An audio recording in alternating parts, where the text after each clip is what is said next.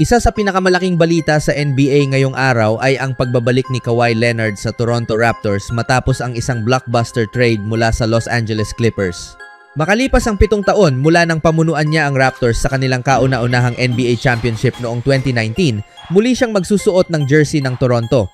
Ang balitang ito ay agad na naging usap-usapan dahil maraming fans ang naniniwalang maaring magsimula na naman ang panibagong championship run ng Raptors. Ayon sa mga ulat, ipinadala ng Toronto Raptors sa Los Angeles Clippers sina Brandon Ingram, Grady Dick, 2 first-round draft picks, isang pick swap at 2 second-round draft picks. Kapalit nito ay si Kawhi Leonard, ang 2-time NBA Finals MVP at isa sa pinakamahusay na two-way player sa liga. Iniulat din na inaasahang mag-uusap ang Raptors at si Kawhi tungkol sa isang contract extension upang manatili siya sa Toronto sa mga susunod pang taon. Habang may ilang detalye na maaari pang pinal na ayusin, malinaw na isa ito sa pinakamalalaking trade ngayong off-season. Malaking tulong ang pagbabalik ni Kawhi Leonard para sa Toronto Raptors. Kahit 35-year-old na siya, ipinakita niya noong nakaraang season na kaya pa rin niyang maglaro sa napakataas na antas. Kilala si Kawhi sa kanyang elite defense, mahusay na shot creation at kakayahang mag-deliver sa pinakamahahalagang sandali ng laro. Ang kanyang playoff experience at championship mentality ay malaking dagdag sa batang core ng Raptors na pinangungunahan nina Scottie Barnes, Immanuel Quickley at RJ Barrett. Sa kanyang pagdating, mas lumalakas ang depensa ng Toronto at nagkakaroon sila ng isang superstar na maaasahan sa mga dikit na laban, lalo na sa playoffs. Bagamat malaki ang isinakripisyo ng Raptors sa pagbitaw kina Brandon Ingram at Grady Dick, ipinapakita lamang nito na handa silang magsugal para sa pagkakataong muling manalo ng kampyonato. Sa NBA, bihira ang pagkakataong makakuha ng isang player na napatunayan ng kayang magdala ng koponan hanggang sa championship. Para sa Toronto, sulit ang panganib kung ang kapalit naman ay mas mataas na tsansang makabalik sa NBA Finals. Sa panig naman ng Los Angeles Clippers, bagamat mahirap pakawalan ang kanilang franchise player, makikita rin ang magandang benepisyo ng trade. Una, nakuha nila si Brandon Ingram, isang all-star scorer na maaari agad maging pangunahing opensa ng koponan. Nakuha rin nila si Grady Dick, isang batang manlalaro na may potensyal pang umunlad. Bukod dito, ang 2 first-round picks, isang pick swap at 2 second-round picks ay nagbibigay sa Clippers ng maraming assets para sa kanilang future rebuild o maaari rin nilang gamitin ang mga ito sa mga susunod na trade para makakuha ng iba pang mahuhusay na manlalaro. Isa pang mahalagang dahilan kung bakit makakatulong ang trade sa Clippers ay ang pagbawas ng panganib na dulot ng injury history ni Kawhi Leonard. Bagamat napakahusay pa rin niyang manlalaro, ilang season din siyang nakaranas ng injuries.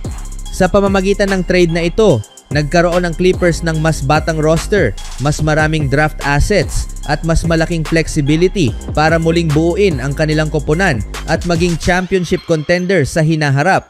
Sa kabuuan, ang pagbabalik ni Kawhi Leonard sa Toronto Raptors ay maaaring maging simula ng panibagong yugto para sa dalawang koponan. Para sa Raptors, ito ay isang malinaw na pahayag na handa silang lumaban para sa isa pang NBA championship. Para naman sa Clippers, isa itong hakbang upang palakasin ang kanilang kinabukasan sa pamamagitan ng mga batang manlalaro at mahahalagang draft picks.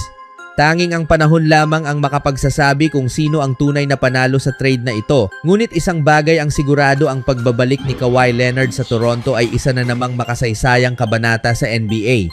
Samantala, isa ulit sa pinakamalaking balita sa NBA ngayong araw ay ang opisyal na pagtatapos ng 8 taong pagsasama ni LeBron James at ng Los Angeles Lakers. Matapos ang maraming tagumpay, record at isang NBA championship, nagpasya si LeBron na ipaalam sa Lakers na hindi na siya babalik para sa susunod na season. Bilang tugon, naglabas ng mensahe ang Lakers upang pasalamatan ang isa sa pinakadakilang manlalaro sa kasaysayan ng basketball. Hindi rin nagpahuli si LeBron at sumagot sa X o dating Twitter. Ayon sa kanyang mensahe, "No! Thank you! Truly an honor to wear purple and gold while trying to continue the greatness and legacies that came before me. Hope I made a few proud during my stint." Ipinapakita lamang nito na kahit nagtatapos na ang kanilang samahan, nananatili ang respeto at pasasalamat sa magkabilang panig. Sa 8 taon ni LeBron sa Lakers, marami siyang naiambag sa prangkisa. Siya ang naging pangunahing dahilan kung bakit muling naging championship contender ang koponan matapos ang ilang taong paghihirap.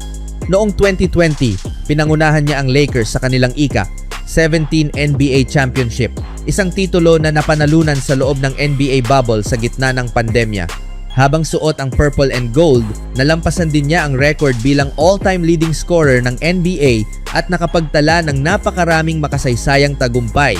Dahil dito, marami ang naniniwalang isang araw ay ireretiro ng Lakers ang kanyang jersey bilang pagkilala sa kanyang naging kontribusyon sa organisasyon.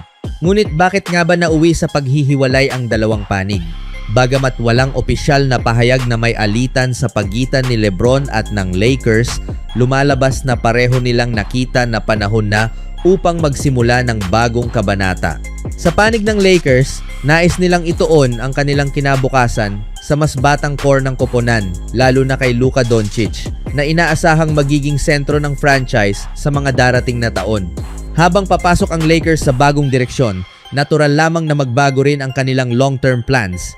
Sa panig naman ni LeBron James, kahit 40 taong gulang na siya, malinaw na gusto pa rin niyang lumaban para sa isa pang NBA championship bago tuluyang magretiro. Hindi na pera ang pangunahing usapin para sa kanya, kundi ang mapunta sa isang koponang may pinakamalaking tsansang manalo agad ng titulo. Dahil dito, nagpasya siyang tapusin ang kanyang panahon sa Lakers ng maayos at may buong paggalang sa organisasyong naging tahanan niya sa loob ng 8 season. Ngayon, ang pinakamalaking tanong ay kung saan maglalaro si LeBron sa susunod na season. Sa ngayon, ang pinakamalakas na usap-usapan ay ang Golden State Warriors. Ayon sa iba't ibang ulat, interesado ang Warriors na pagsamahin sina LeBron James, Stephen Curry at Draymond Green sa iisang koponan para sa isang huling championship run. Kung mangyayari ito, mabubuo ang isa sa pinakamalalakas at pinakainaabangang veteran super teams sa kasaysayan ng NBA. Bagamat wala pang opisyal na kasunduan, maraming basketball analysts ang naniniwalang ang Golden State ang may pinakamalaking tsansa na makuha ang serbisyo ni LeBron. May ilang haka-haka rin tungkol sa posibleng pagbabalik niya sa Cleveland Cavaliers, ngunit sa ngayon ay mas malakas ang mga ulat na inuugnay siya sa Warriors. Sa kabuuan, ang pagtatapos ng panahon ni LeBron James sa Los Angeles Lakers ay hindi isang kwento ng alitan, kundi isang maayos na pamamaalam. Nagpasalamat ang Lakers sa lahat ng kanyang nagawa para sa organisasyon at ganoon din ang ginawa ni LeBron sa franchise at sa kanilang mga taga-suporta. Habang nagsisimula ang bagong yugto para sa Lakers, magsisimula rin ang panibagong hamon para kay LeBron James. At habang hinihintay ng buong mundo ng basketball ang kanyang susunod na desisyon, isang bagay ang sigurado kahit saan man siya maglaro sa susunod na season, mananatili siyang isa sa pinakamalaking pangalan at isa sa pinakamapanganib na manlalaro sa NBA.